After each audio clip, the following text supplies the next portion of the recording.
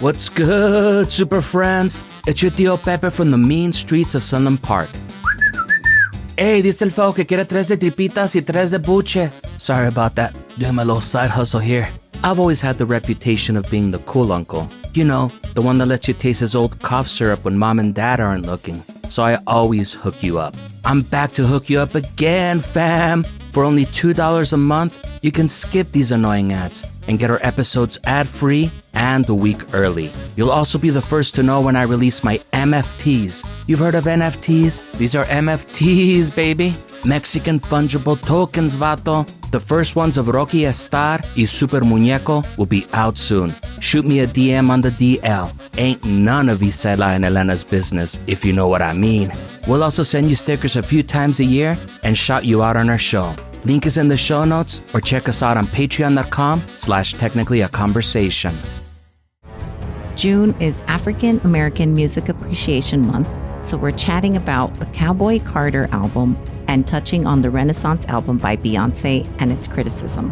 We'll talk about how slaves were the original cowboys because it was used as an insult, and we'll break down Kendrick Lamar's Pulitzer Prize-winning album, Damn.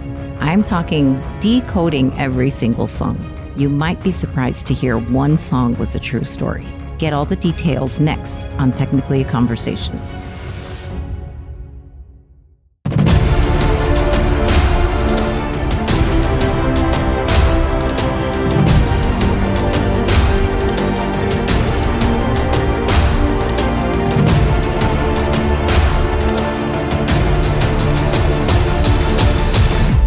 Greetings, super friends. Welcome to another episode of Technically a Conversation. Here, we like to share an interesting topic or story with each other, which we've recently learned and hope you find it interesting too. I'm one half of your host today, Isela. Joining me, as always, is the ever-present, ever-knowing Jose.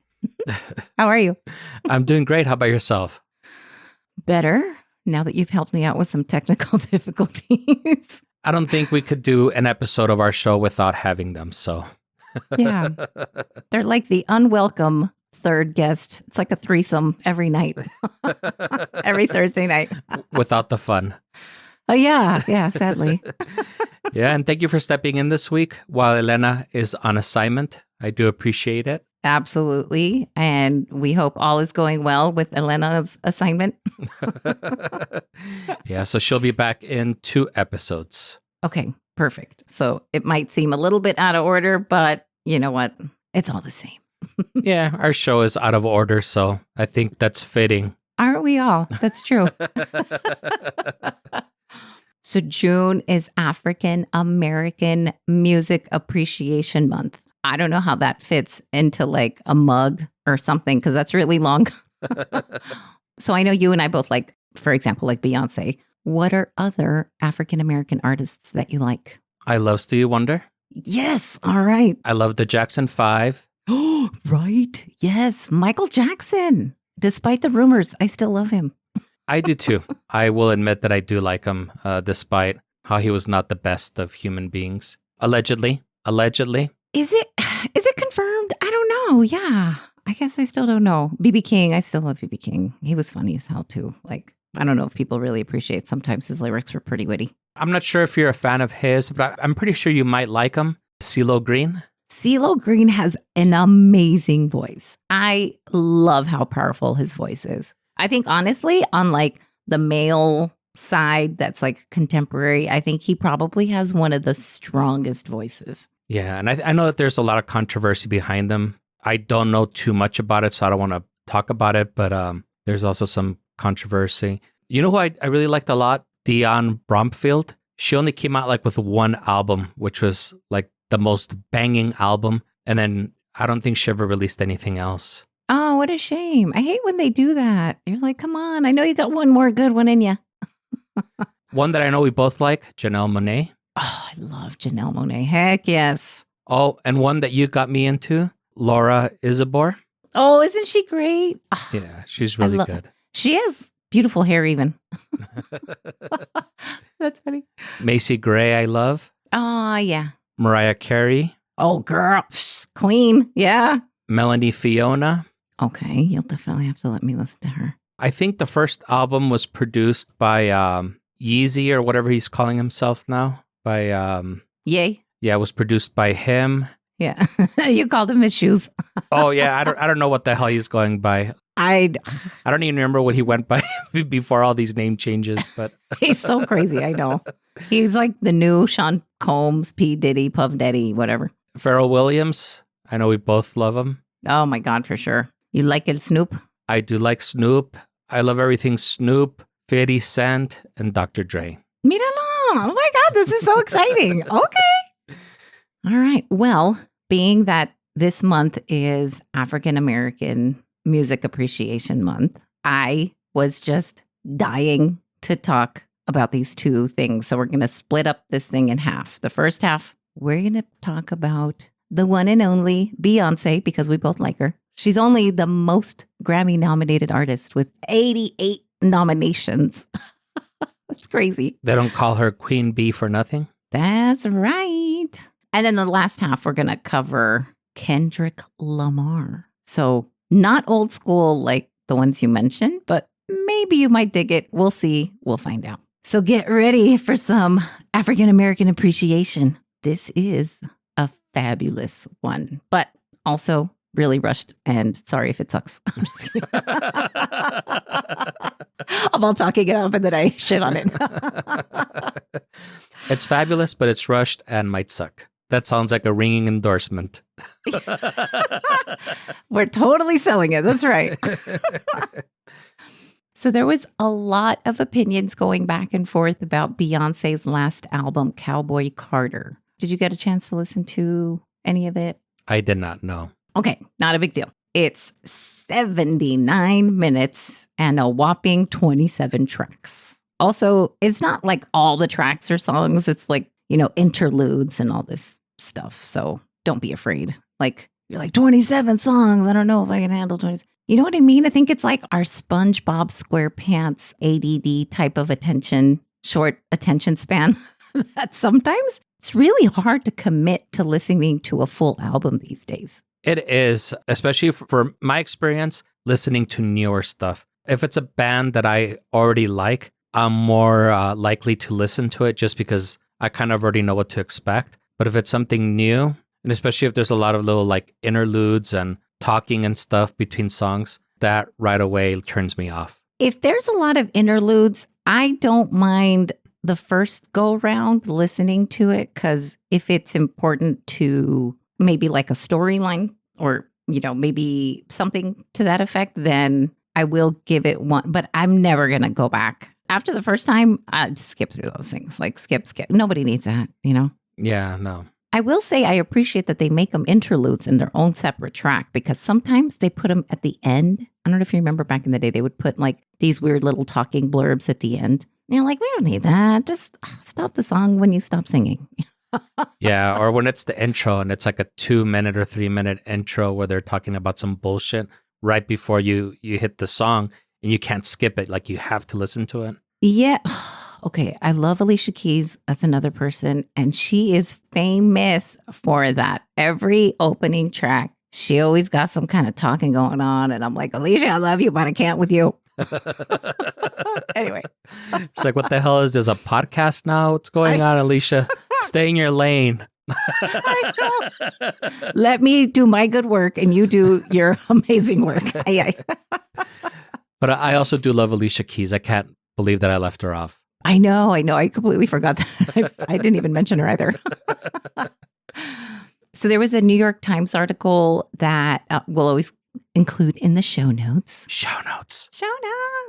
So as I said, there was a New York Times article in the music arts section, and this review for Beyonce's Cowboy Carter album, I really have to say that I liked it because it points out how each of her recent albums have taken a stand for something really, really worthy. There's Family, that was heavy in Lemonade. Renaissance, just like heavy in dance and fun and just kind of letting go and, acceptance. That album actually opens with this really, really amazing song. And it's like claiming her status about like being a badass. And the chorus is very clear where she says like, it's not about the diamonds or the pearls. Basically, It's not her money. It's not her possessions that makes her a badass. And then she even added, it's not my man. Because how can we forget who the heck she's married to? Jay-Z. And then she concludes, I'm just that girl. Like, isn't that kind of fun? You're like, fuck yeah, own it. Even she said, creating this album, in reference to Renaissance, allowed me a place to dream and find an escape during a scary time for our world. It allowed me to feel free and adventurous in a time when little else was moving. My intention was to create a safe place, a place without judgment, a place to be free of perfectionism and overthinking. Dude, if that's not like almost the definition of a dance floor and dancing, I don't know what is, right? Yeah. I never feel safer anywhere more than I feel on a dance floor. I know. You just want to express yourself through the art of dance, right? As Dane Cook said. Yeah, you really can't overthink, though, when you're dancing. I mean, hence why there's so much drinking at clubs, right? That's usually what makes me feel safe. Yeah, it's like, I'm out of here. Get out. I'm kicking your shoes off. Ya te vi. I already saw you. Anyway, so that album, Renaissance, did have amazing praise, as it should. She even won a Grammy for Best Dance/Electronic Music Album, which is awesome. Está chido. Her next album, Cowboy Carter, was met with a bunch of hateful criticism. Even 5 years ago, she said, when she first mentioned that she was going to do a country album. Isn't that kind of fucked up? On her Instagram, she put it really nicely and said that the country music space did not make her feel welcomed. And it was very clear I wasn't. This is why it took her a long time, because she was really careful to choose who she was going to collaborate with and just choose all the right songs in the sequencing, which makes sense. 5 years is a long fucking time, dude. It is. And don't take it the wrong way, but I honestly was not surprised that it was not taken well. Just because people that listen to country music usually tend to have ideology that goes towards the right. And if we've learned anything the past few years, people with right political views are normally not very accepting, especially of people that are not white. I agree. And I think that's the part that's really frustrating, is some people almost refuse to see that. And you're like, are you kidding me? Even Beyonce's getting it. And Beyonce can do it. I mean, she just conquered rap forever, R&B forever. And then she took over electronica dance, won a Grammy, killed that shit. Now she's like, all right, let me try my hand at country, whatever. Like, fucking let her. You know what I mean? Like, what's the deal? Anyway, so that's what we're going to totally get into for sure. Yeah, and I agree with you 100%. I feel that anybody should be allowed to explore whatever genre of music they feel they can leave an impact on. But it's really fucked up that we're at a place right now where doing that is seen with a lot of opposition. Yeah, 100%. I couldn't agree more. But as far as the music is concerned, if you listen to it, I wouldn't even say that you would even label it country. The songs definitely have country themes. Like her lyrics mention whiskey and cigarettes and Texas Hold'em, which is actually one of her releases that everybody played for a long time. Willie Nelson even does a cameo on one of the interludes. And you might be happy to know, Jose, she covered a Beatles song. I did hear about that. Blackbird? Yes. It sounds beautiful. Hopefully, after we record yours, we're going to totally listen to this. Cool. She did it really, really well. I know I did hear one song. It might have been Texas Hold'em because I think it was whatever was really popular. Yes, it was probably that one. And I'll admit it was more country than I thought it was. But I like Beyonce, but I really like her older stuff. So I didn't think it was as good as her older stuff personally. I guess when I think of country, I still think of like the hardcore country people, like the Merle Haggard, the George Strait, the Garth Brooks, And I don't know if I would say that, although maybe like the newer country has kind of evolved more, and maybe that's just kind of like what she's toying with those elements, Because again, I don't even know if I would still say it's like straight country. But anyway. I don't think that country has evolved. I think it's devolved into like that bro country. I heard this one, it was the funniest video on YouTube where he was like, I've got a beer and a pickup truck and my boots on something and the legs, whatever. But it was just pretty much just saying all the stereotypes. And I was like, that sounds like the most fucking country song like that's out right now. But I thought it was really funny. I got a beer in my beer and in a pickup truck. It almost sounds like satirical. Are you sure it wasn't like satire? No, yeah, it was completely satire, but it sounds just like all the bro country that's going on right now. Oh, God. Got it. Okay.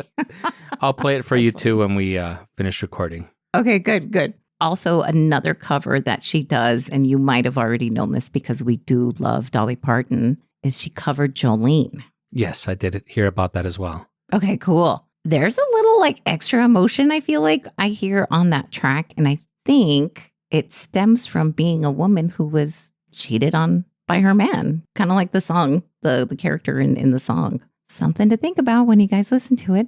There's a song also she does. It's called Ya Ya. And it's so Tina Turner, like old school, like rolling on the river kind of like feels, you know? Again, not country, but Lily Allen, who used to be a singer. I don't even know what she does now, but I know she is a co-host of a podcast, which I'm not even going to name. She was being very critical of the album, this Cowboy Carter album. And it was interesting to me because she said she hadn't even heard much of the album, but she sure had a whole lot more than much to say about it, which is ridiculous and all just negative things. And look, everyone is entitled to their opinions. I get that. But you can't form an honest opinion if you have just heard a tiny little snippet. Yeah, I agree. It's like saying you don't like tequila because of how it smells. Come on, you guys, you got to taste it. If you don't, you're missing out. This isn't even about the analogy anymore. Tequila's delicious, guys. Oh, dude, side note, by the way, my brother got me, for my birthday, he bought me a bottle of the Matthew McConaughey tequila, Pantalones. Oh, yeah, I heard about that. It's smooth. Yeah, we got to sip some next time we hang. Cool, for sure. Yeah, super friends, find some Pantalones. On the topic of Matthew McConaughey, I actually did want to try his bourbon because he did a collab with Wild Turkey. Oh, that's intriguing. Yeah, I don't think he has that collab going on anymore because his name used to be on the bottle and they took it off, but they still have the Manhattan. No, I'm sorry, not Manhattan. Long Beach or Longshore or something. I haven't tried it, so I don't know how good it is, but he did have a little collab going on. He was like one of their celebrity influencers for a while. I look at him and I think he knows two things for sure. I mean, acting, obviously, right? But that's a given. The two other things I think he knows a lot about is drinking and a little bit of weed. Because, you know, that one time he got caught playing the bongos naked. Also, who's going to complain about that? He also looks like somebody that would know his country. I think he might. Yeah, I mean, he was born and raised in Texas, so for sure he's got to know. He's got a little bit of that Texas accent as well. All right. Yeah. Yeah. All right, back to Beyoncé appreciation. Oh, yeah, huh? Yeah. That was my foul. I totally took us down a weird ass tangent.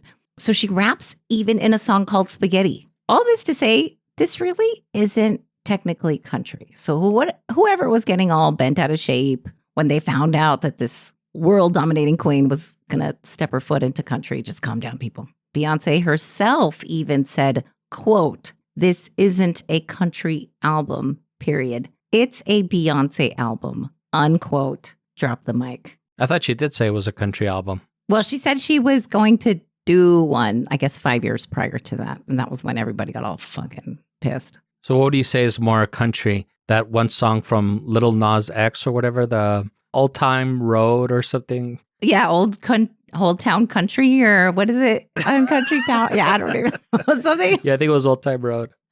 No, actually probably Texas Hold'em is probably a little more closer to like country for sure, I think. Yeah. Míralo, you do Lil Nas X. Oh my God, I'm so proud of you. I want to give you a hug right now. I'm not that oblivious to pop culture, Sala. Okay, good. I also want to just point out that Beyoncé, come on, guys, in case we haven't forgotten, she is from Texas. If she wanted to go full on slide guitar and twangy country, it's almost literally her birthright. Like, Willie Nelson is from Texas, her and Beyoncé, both Texans, both basically the same, right? Both wear braids very well. Okay. So it's important to remember huge artists like this have to, or not have to, but they usually keep reinventing themselves too. She had just kicked ass in electronica. Now she's like, boom, let me go over here. Madonna did that throughout her entire career. Post Malone went from country to rap, back to country. Gwen Stefani started out ska, ended up pop. Ed Sheeran, holy crap, that guy went from like rapping to singing these touching wedding songs, then to more dance electronica sound, and then back to a pop regular singer-songwriter stuff. And he's doing something with Danny Filth from Kid Ola Filth also. I'm very curious. Ever since you told me last year, I'm just waiting for that to drop. I'm curious to hear his black metal screaming. Very curious about that. So we're confirmed that he did do some screaming. No, I don't know. I'm okay. I was like, what? Oh my God. Okay. No, if anything, Danny Filth has worked with other people before. And if anything, like he'll have that other person like sing the verses and then he'll scream and growl the choruses. So I'm thinking he's going to do something like that. But I mean, I don't know. He's done so much crazy stuff with Cradle of Filth, which normally I'm not a black metal fan, but it's hard to get bored with Cradle of Filth because they're always doing weird shit. Just kind of like how you said, like he'll put in like some almost industrial techno shit in some of the music. So it always keeps it kind of interesting. And I feel like the last two, well, actually he's probably released like 2 albums since then, which I haven't heard, but the 2 albums before that were probably like 2 of the best ones of his career. So, but I think that's key. They're doing new things or trying new things. And this is how they come to evolve. I don't think there's anything wrong with that, you know? Yeah. Yeah. The last person I was going to mention was Taylor Swift. How are we not going to talk about Taylor Swift? There's not a way we can not talk about Taylor Swift in one of our episodes, Isela. We have to do it for the algorithm. You created this. That's right. So she started out country, kicked ass there, went pop, totally dominated there, then went indie, then went folk. And now she's in this like weird space of somewhere in between those last 3 genres. I don't even know exactly what it is, but it's pretty great in case you guys haven't heard the last albums. Well, it's like a double album, some weird thing. No one seemed to have strong opinions about them evolving. And this is where I ask the question, could it perhaps be because all of those people I just mentioned were white? I think it's precisely because of that, because everybody else that you mentioned was white and she's not. So I think that especially the people that would kind of like stereotypically listen to country, I think that they're not very welcoming of other artists. 100%. Yeah, unfortunately, I think that's really exactly what it is. Beyoncé did admit even after the album dropped, she had faced a lot of racist backlash, but she's really been grateful to those people that have come out in support of her and the album.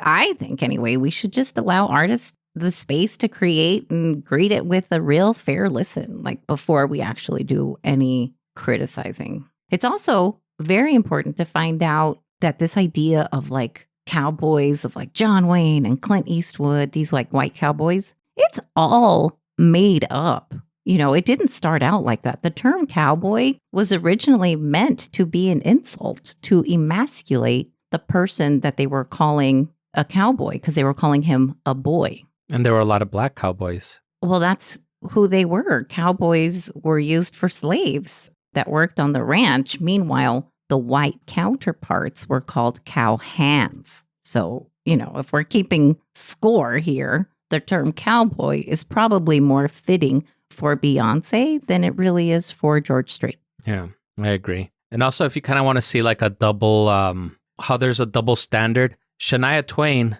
who is Canadian, the country industry didn't have a problem accepting her. And then Beyoncé, who's from Houston, everybody's having a problem with her. Right. How does that make sense, people? Yeah, it's so weird, a Canadian singing country. It's almost like, isn't there like that Australian guy? I want to say Nicole Kidman's husband also sings country. And I think he's from Australia. Keith Urban or something like that? Oh, maybe that's what, yes, that's him. I didn't know he was Australian. I think so. I'm going to start rumors, but you know what? I will Google it right now during our commercial break. And then when we come back, this is where we get to talk about Kendrick Lamar. Who is also country. Yeah.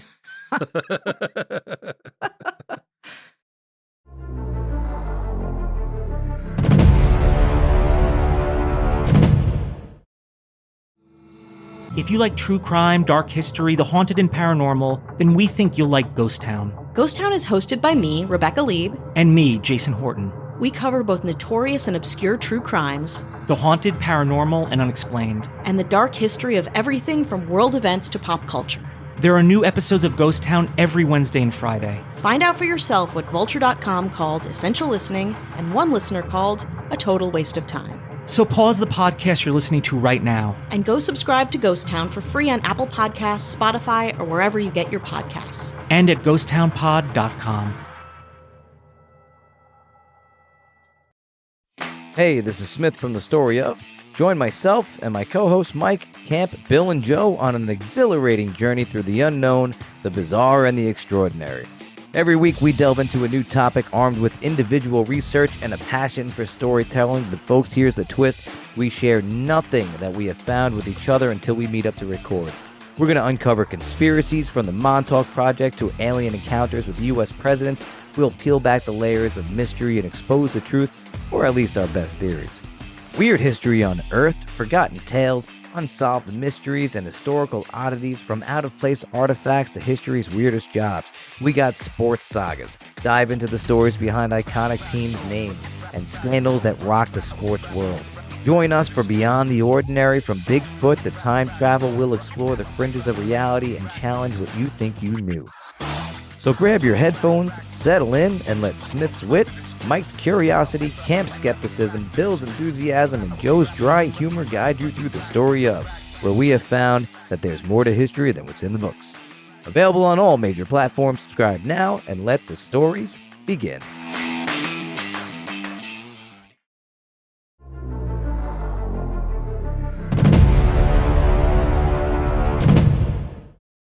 And we're back. We're back. I beat you, Isela, so I'm the host on this episode now. Okay, great. Look at that. I like how we switched it up. So I want to know, what's your take on the whole Kendrick Lamar, Drake rap battle thing going on? Look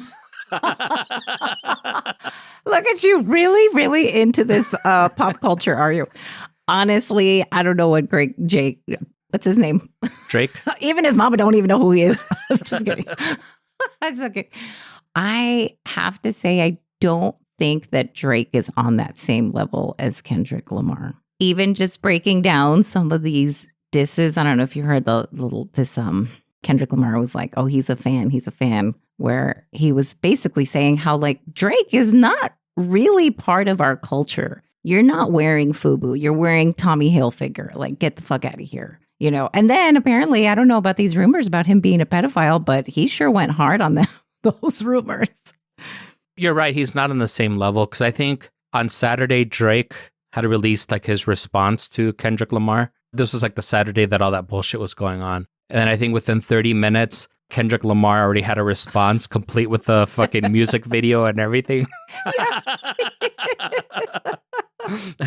He did. I had created this like, and honestly, it was very salacious. I was like, oh my God, have you guys heard? I created this small little group chat of some of the few people that I do know that listen to rap. I was like, oh my God, you guys have to hear this. Like, and then of course, me being like a Taylor Swift fan, I said, oh, Kendrick's in his hating era.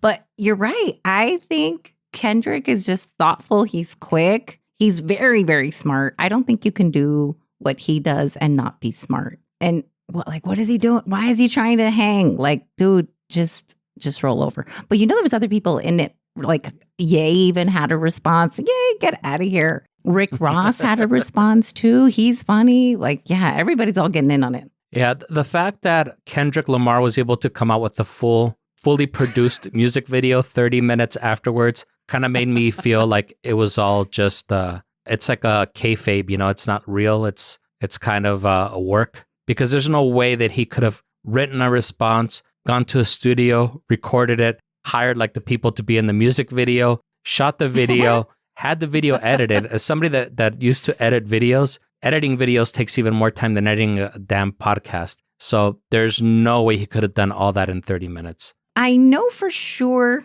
he has done, what's the word? Those like rap battles. And even off the top of his head, they're good. They are like brutal. They are brutal. So I think he could definitely write one very quickly. And if he has, I mean, I don't know, he has a few albums out already. So I would imagine he probably has a recording studio in his house or somewhere on his premises. Maybe, but even let's say it took him 5 minutes. Let's say let's be very generous. Say it took 5 minutes for him to write the lyrics, maybe another 10 minutes to record it in the studio, and then mix it and master it. Let's say we're at 20 minutes now, and then go fucking record the music video and then edit it. Like, there's no way you could have done like the recording and the editing in 10 minutes. So do you think everybody else was involved too? Like, okay, now Ye's gonna drop his, and then Pusha T is gonna drop his, and Metro is gonna, like, all these people that got involved. I think all those people that got involved, they were just trying to capitalize on it. Like, I think the real beef is between Kendrick and Drake. But I think that they said, you know what, let's do something for the fans here. And, you know, I think that they already had like the shit written out and ready to go, because they were just dropping it like one right after the other. So I think they had something already planned out. I can't say I agree. I think that... Just the production alone would have been more than 30 minutes.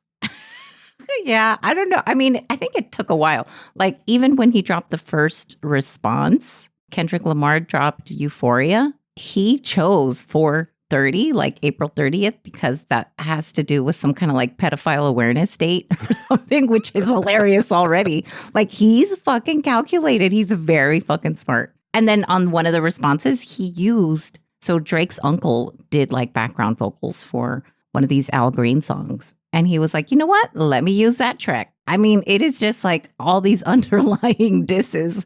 It's great. I don't know. I'll hand the episode back to you. That was a fun tangent. I appreciate it. Yes. I thought it would be fun to do something just a little bit different. Yeah, of course. This is fun. Yeah. And you were correct. It is Keith Urban. Look at you. Good job. Yeah, I'm not as dumb as I look, Isela. You're so funny. All right. So we're going to kick this damn album off, but we kind of first have to rewind a tiny little bit.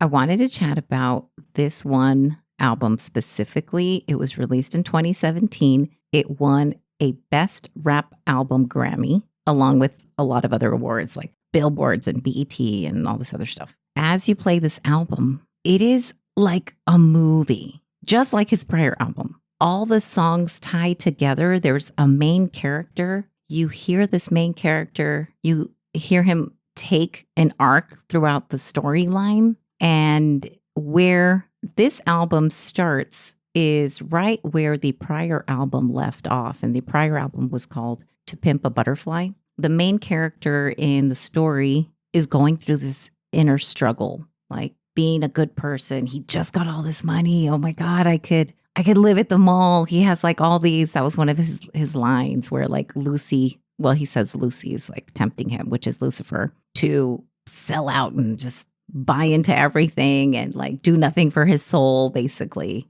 But where it ends, you don't know what choice he makes. Like after weighing out all the options, that's kind of how that last album ends. And so now the first song picks up where that one left off. And the song is called Blood. It starts with the question, is it wickedness? Is it weakness? So now he's still struggling. Am I going to choose evil? Am I going to choose? And he calls weakness more like the good path is really what he's referring to. You hear the character go up to a blind lady in this first song, and he's trying to help her, but she ends up shooting him. And in the last song in his prior album, he also talks about how these Black leaders who are just trying to do good and push a movement forward like civil rights, they all end up being shot and killed, even when they're trying to do good. So there's kind of that similarity, mirroring going on. Yeah, sounds just like real life.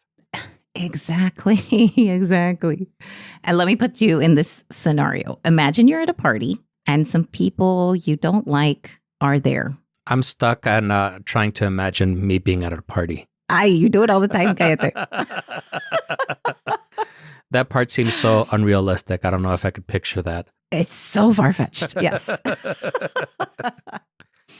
But you openly hear these people talking shit about you, about your character to other people. I'm so self-deprecating, I would join in. No. With these people that you don't like. Yeah, man, that Jose is such a fucking asshole, man. Fuck, let me tell you some stories. That's funny. You're funny. Well, I guess depending on my mood, I would either let it go or probably ask them nicely to try to like cut that shit out. You know, like I'll try to find the words to say it nicely, just depending on my mood. Whether was I drinking at that point? I don't know. To answer your question, I think what I would do is probably just leave. That would be the immature reaction that I would have. No, that's definitely the smarter thing because, like, why even fight with people that you don't even like? So I completely get that. Hurry up, get home, and cry into my pillow like I do most nights anyway. No, curl up with that Woodford Reserve that you were talking about. Oh, Woodford has never led me astray. Woodford's never talked shit about me. Just kidding. Well, in the next song, that second song, DNA, you hear some Fox News anchors talking smack about, I'm going to try not to swear. Oh, shit. Yeah, right. I'll try to then. No, I'm just kidding.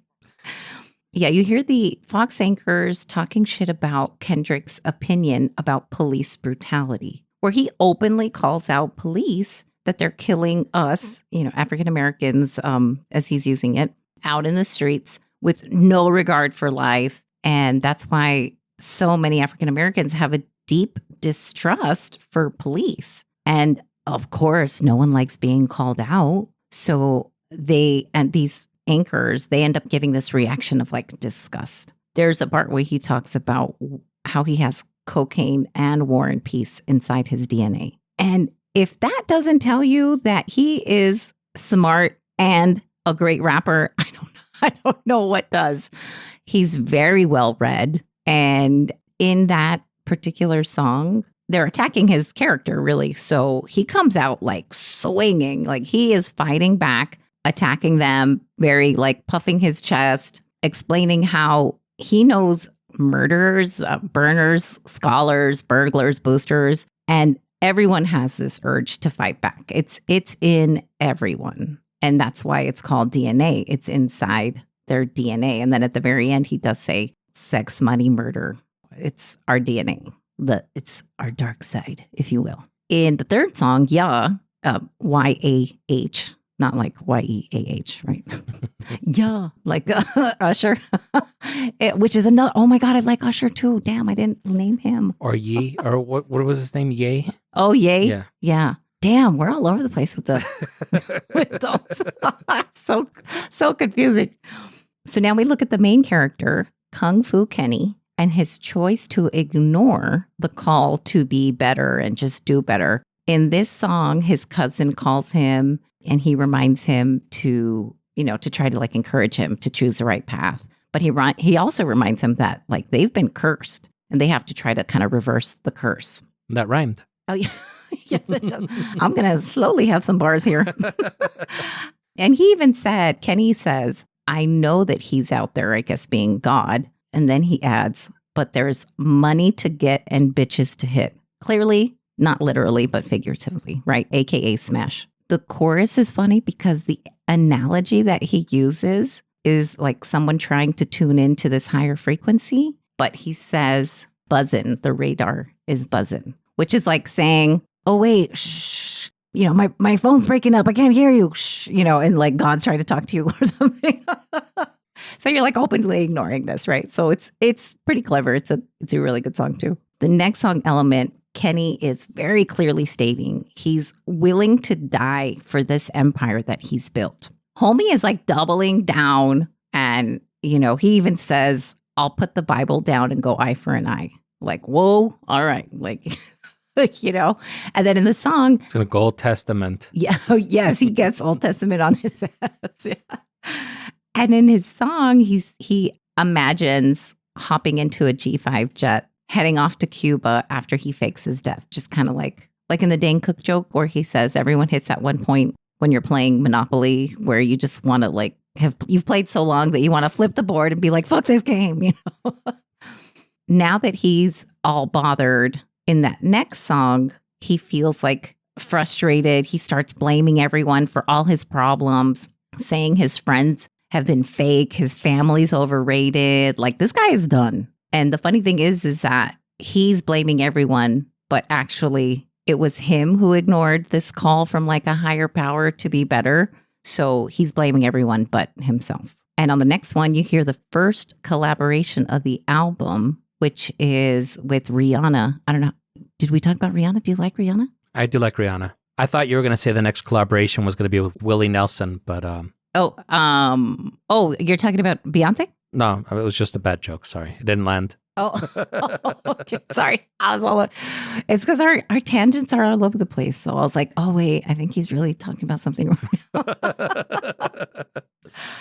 So this song is called Loyalty. And I love Rihanna, so I wanted to call this one out. And in the song, they're kind of like, they just like told their friends and family to fuck off, basically. And they realize that they're fake, or at least they came to this decision that they're fake. And in the song, they are imagining this like underground society where they're only loyal to each other. And they start to question each other, like, you know, who are you loyal to and stuff like that. But now they're like really questioning each other, like, hey, are you really loyal to me? Like, and what is it that you're loyal to if you're not loyal to me? And all I'm going to say is they sound so good together. They really, really do. I hope she comes back. I hope she does another album because she's so good. But she's a mom. She's making that money from Fenty and everything else. But we miss her.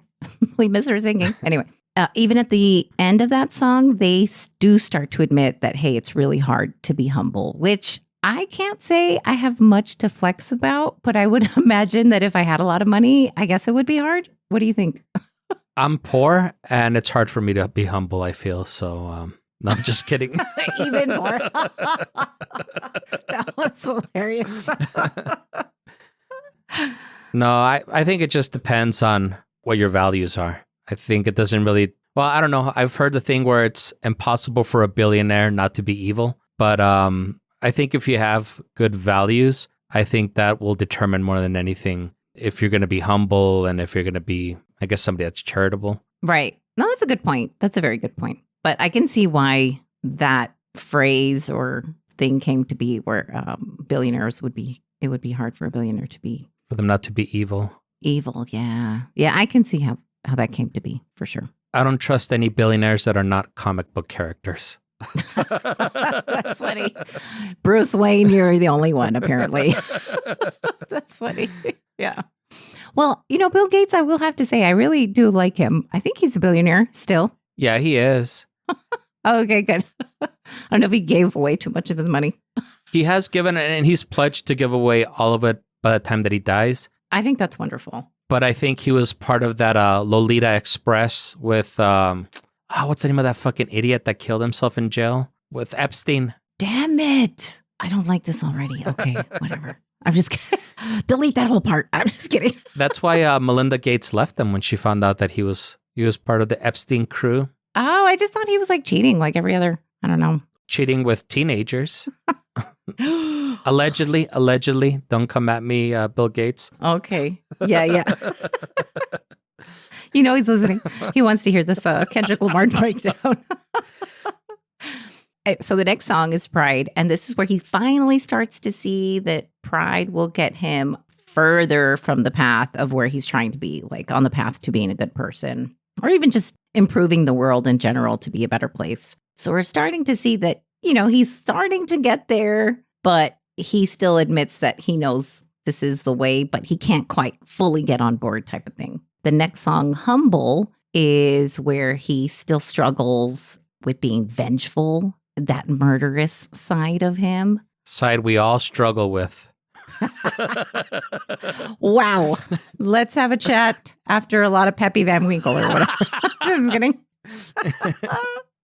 If we could find it, girl. If we could find it. Dude, I know, man. We'd have a ball. Although I did find a place that has old Rip Van Winkle, but I think it's like $80 a pour or something. I was going to say it's probably 100. Okay. Well, you know, maybe on a bonus of some sort. I'm just kidding. I think it was either last week or the week before. I tried Blanton's for the first time, but it was like $50 to pour. So Oh, yeah, yeah. Oh, wowzers. Okay.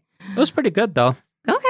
That's good then. I'm glad. Yeah. So the next song is Lust. And now in this song, I mean, homie's just airing out all his struggles, which is great. How many other artists are out there talking about real issues that they face? This is super relatable too. I mean, it's estimated up to 40% of divorces end because of infidelity. And that's according to the law offices of Michael Robbins, not a paid sponsor. I found it on the internet. I don't know. Sorry, guys. Thankfully, in the next song, Love, he turns a corner emotionally and he starts being able to accept the love from his significant other. He realizes that he doesn't just want to do these one-night stands and stuff like that. And so cool, they've accepted love. He's accepting his friends and family. But when it comes to people outside his circle, like his enemies, that next song, XXX, he gets a call from someone needing advice because their son was just murdered. And this is where he openly admits, hey, quote, if someone killed my son, then somebody getting killed. So he's still in that eye for an eye mentality and not necessarily in the turn the other cheek perspective just yet. This song is really deep, though, because he talks about gun control, what a joke it is in America. The song even touches on how this country is to blame on how hateful the people have become. There's blocks that are just barricaded. Our borders are barricaded, blaming all the people of color for everything bad, including immigrants. It's a fantastic song. The next song, Fear, you can hear a phone call from the cousin who is sharing some words of advice, explaining why he's feeling like this because it's this curse and stuff like that. And he's also ignoring the call to do better and just make smarter and wiser choices. And then you hear in that song, Fear, you hear him flash back to when he was 7 years old and how his mom raised him. Well, Kenny, the main character. Kenny Lamar. Yeah. Yes. Kung Fu Kenny, actually. One of the lines is, quote, I'll beat your ass if you talk back. I'll beat your ass if you jump on my couch. And we must be half siblings. That's all I'm going to say, Kendrick. I'm just kidding. His mom sounds like my dad. Right. So how are we supposed to expect these kids to be raised without violence when this is what they're shown in their home? You know what I'm saying? It's a part of our DNA, to quote an earlier line from Kendrick Lamar. Yes. There you go. Now you're getting it. See, I was paying attention. You do put attention.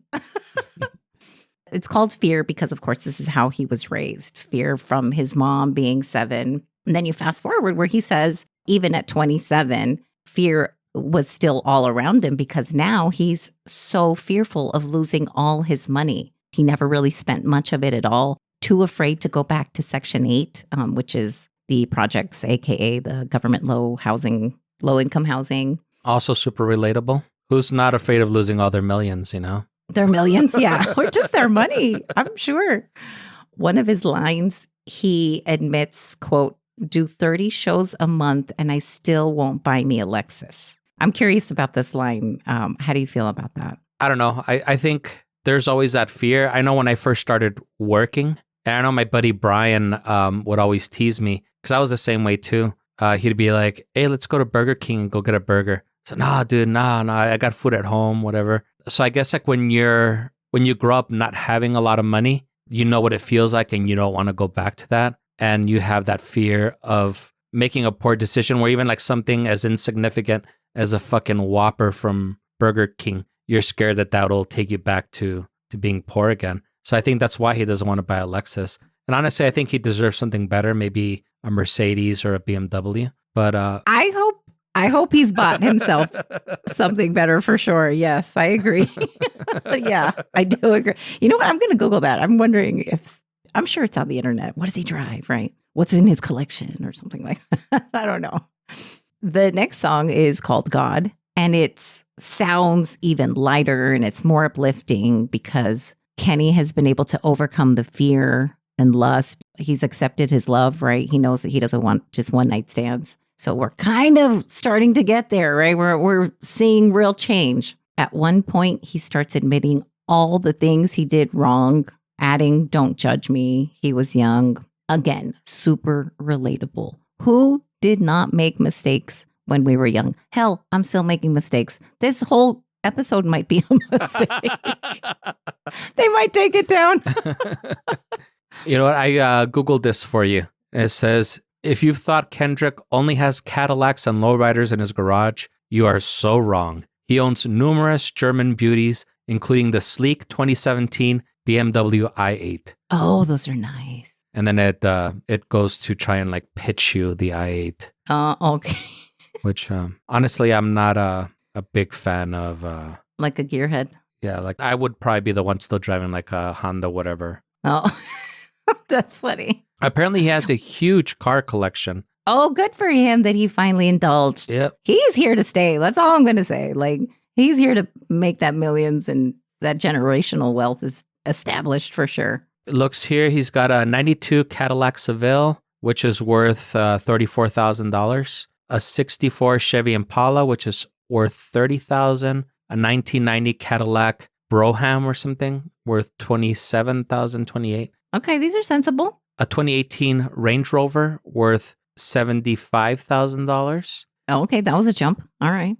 A 2018 Mercedes G-Class, worth $123,600. And that BMW i8 is worth $147,500. That fucking car looks like a transformer, though. Like the way that I was going to say the wings, but it's not the wings. The doors open up. Oh, yeah, they're like the suicide doors or whatever. Then they open up like that, like backwards. That's cool. Oh, my God. You're going to have to send me the link right now. Or just share your screen in a little bit.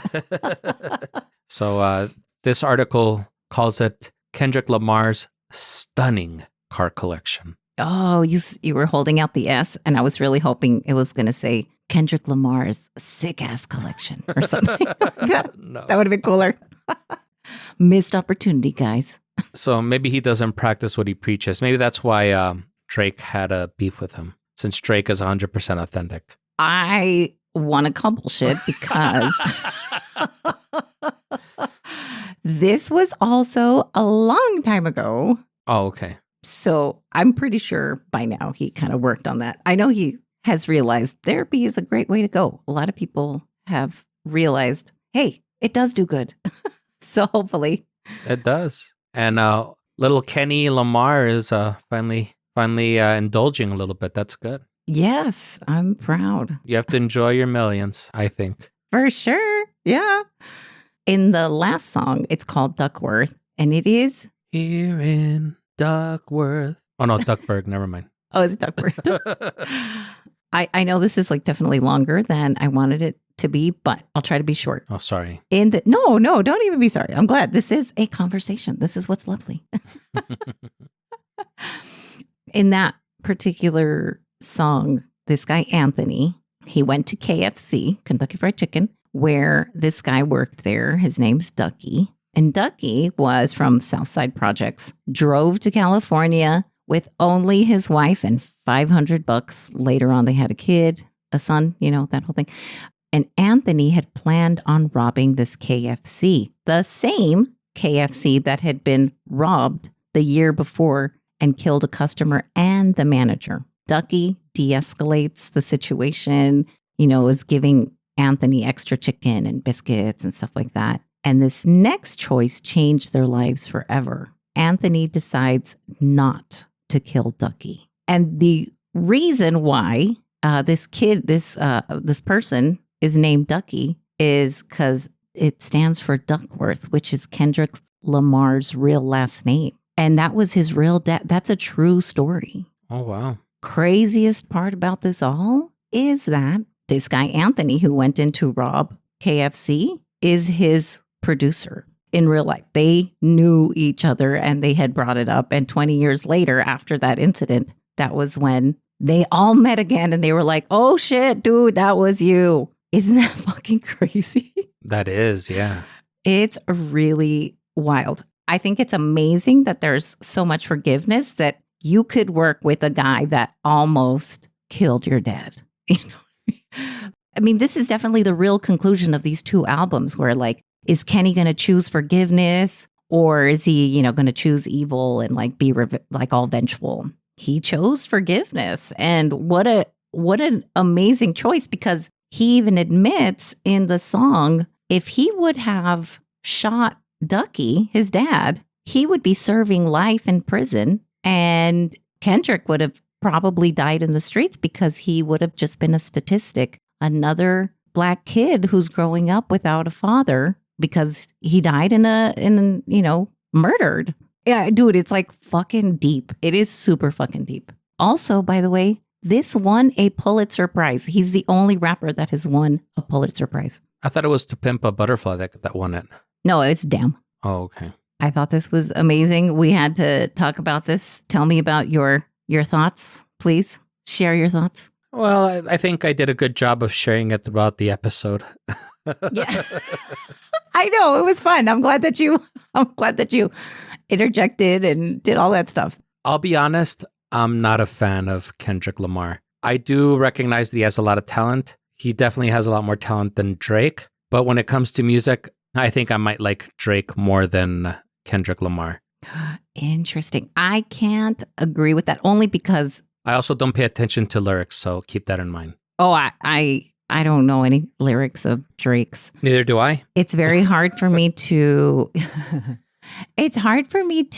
listen to his songs because every song sounds the same to me. And trust me, I've listened to a lot of them because my daughter actually likes him. So I've heard a lot of his stuff, but every time I'm like, this song just sounds just like the other one.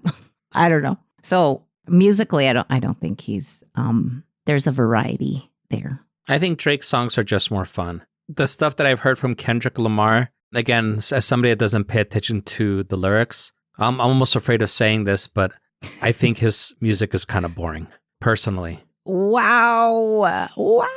Okay. When he performed during the Super Bowl, his performance was the only one that I thought was boring. Like everything else I thought was great. I wonder if there's more to it where you thought it was Mary J. Blige, also another African-American. Oh, dude, how did we forget her? What a queen. Hell yeah. So what I was going to ask is, I wonder how much of the boredom is really more so because you're not familiar with his stuff. That could very much be so. Just amusing. Yeah, I'm just basing it solely on the music.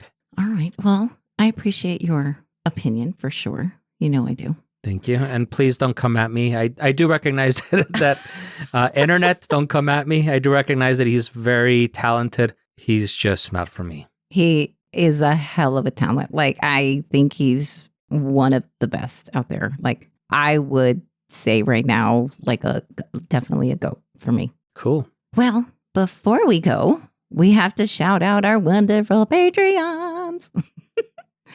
Sophia, Natasha, Eric, Angie, Eli,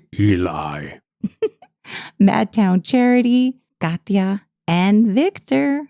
Thank you guys so much. I appreciate you more than I can even enunciate.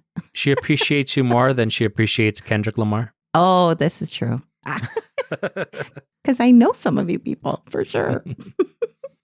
So if you want to be part of these super homie, super friends that we always shout out, you can always go to patreon.com/technicallyconversation. It's only $2 a month, people. What else are you doing with $2? Give it to us. I'm just kidding. And you can also get these episodes a week early, ad-free. Skip all that nonsense, baby. Not to mention, you're going to get some cool stickers. So hope to see you guys soon as a Patreon. Yeah, and our ad-free episodes have 25% less MSG. So that's always good. Yeah, there you go. Less swelling. Yeah. That's always good. I'm just kidding. I don't know if that's what that means. Well, congratulations, lovelies. You've done it again, folks. You have learned along with us. You've appreciated amazing African American artists and some of their music. Thank you so much for listening. We hope you've been entertained by our chat and invite you to join us again next week. If you're enjoying the show, please leave us a 5-star review, tell a friend, and subscribe wherever you're listening to this podcast. Yeah. Follow us on all the socials at Greetings TAC. Email us at greetingstac@gmail.com or leave us a voicemail at 915-317-6669. If you have a story to share with us about your favorite African American artists. Yes. Or your favorite Kendrick Lamar car. Oh,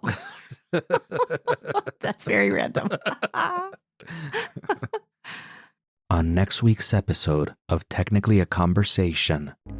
On December 6, 1983, Vicente Sotelo Alardín, an employee of the Centro Médico de Especialidades, a private hospital in Ciudad Juárez, Chihuahua, was tasked with clearing out old equipment in the hospital storage unit. Sotelo was told to sell off what he could, and he could keep any money he made from the sale. He got to work dismantling as much machinery as possible to take to El Yonque Fénix, a junkyard in Juárez across from the Rio Grande in El Paso, Texas. Among the scrap metal he was able to salvage was an unmarked capsule filled with tiny silvery pellets. Sotelo was able to sell all the scrap metal and what remained of the tiny silvery pellets to the junkyard for $9. Unknown to anyone at the time, the tiny silvery pellets were the highly radioactive cobalt-60, and they were about to be smeltered to create rebar and create one of the largest nuclear disasters in North American history. How did this happen, and what were the repercussions?